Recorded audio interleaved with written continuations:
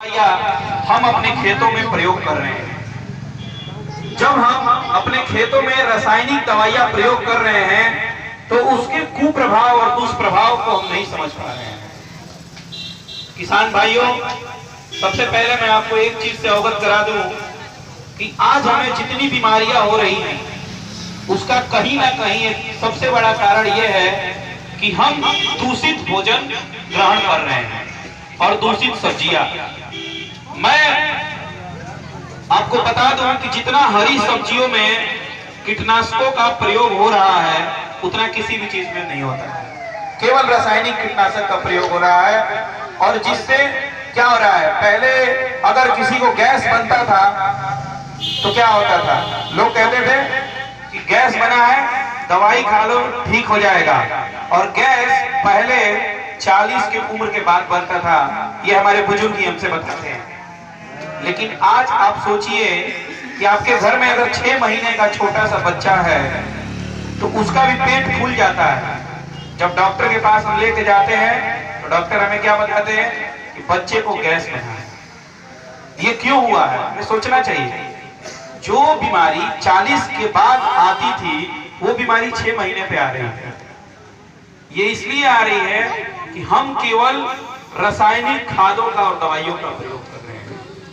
आप एक चीज और है, हम सब्जी कोई लगाए हैं, मान लीजिए मैं किसान हूं और मैंने सब्जी लगाया है, मेरे खेत में भिंडी लगा है, बैगन लगा है, मिर्चा लगा है, गोभी लगा है और उसमें बड़े बड़े कीड़े लगे हैं।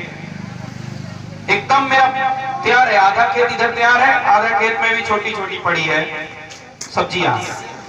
मैं एक दुकान पे जाता हूं और वहां पे जाकर रासायनिक दवाई दुकानदार से खरीद के लाता हूं और अपने खेत में मैं डाल देता हूं।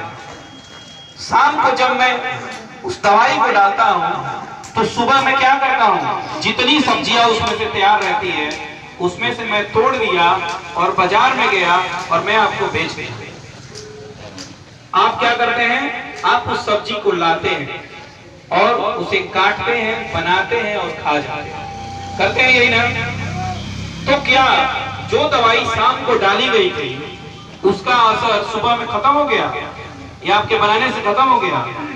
नहीं, वही दवाई हमारे शरीर में प्रवेश करती है और जिससे हमें तमाम प्रकार की बीमारियां होती हैं। आज सरकार भी जैविक खेती पे काम कर रही है। सरकार की जितनी योजनाएं हैं खेती से संबंधित वो सारी योजनाएं जैविक खेती पे है। और आपके देश में सिक्किम एक ऐसा राज्य है जहां पे पूर्ण जैविक खेती होती है। वहां आप एक मुट्ठी यूरिया डीएपी लेके नहीं जा सकते हैं।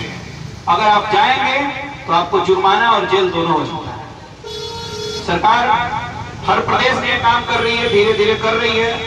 2022 तक 60% कीटनाशकों, रासायनिक कीटनाशकों का और रासायनिक उर्वरकों को बंद कर दिया जाएगा। सबसे पहले तो समय को पकड़ना बहुत जरूरी होता है। और जब हम ऑर्गेनिक चालू करेंगे, जैविक खेती जब चालू करेंगे तो होता क्या है कि हम अपनी जमीन का एक आदत लगा दिए हैं रासायनिक खादों का और दवाइयों की। तो जो आदत लगाए हैं ये बुरी आदत है। आप समझिएगा इस चीज को, ये बुरी आदत क्यों है?